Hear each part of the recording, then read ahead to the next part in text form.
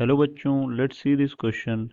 This question says that two ice cubes are pressed over each other and united to form one cube.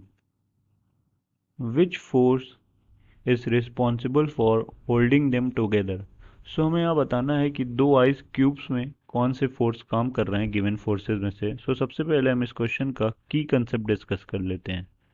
So the key concept for this question will be intermolecular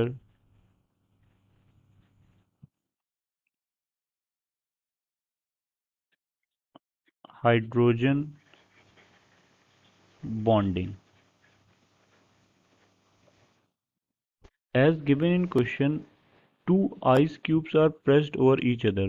हमें पता है कि ice जो है वो water का ही solid form होता है, मींस वाटर को फ्रीज करके हम लोग आइस बनाते हैं।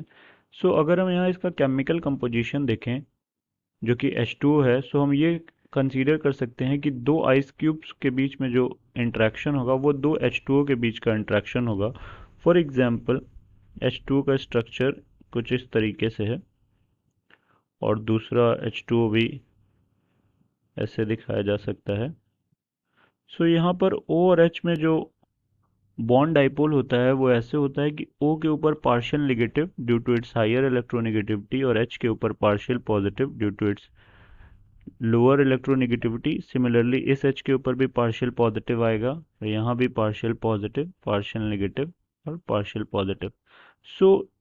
ये जो मॉलिक्यूल्स है ये इसका O इस माइनस की वजह से और इसके H के प्लस की वजह से यहाँ पर एक स्ट्रॉन्ग अट्रैक्शन होता है जिसको हम बोलते हैं इंटरमॉलिकुलर हाइड्रोजन बॉन्डिंग। यहाँ पर दो आइस क्यूब्स को जब एक आइस क्यूब बनाया जा रहा था उनके बीच में जो इंट्रैक्शन काम करेगा वो इंटरमॉलिकुलर हाइड्रोजन बॉन्डिंग होगी।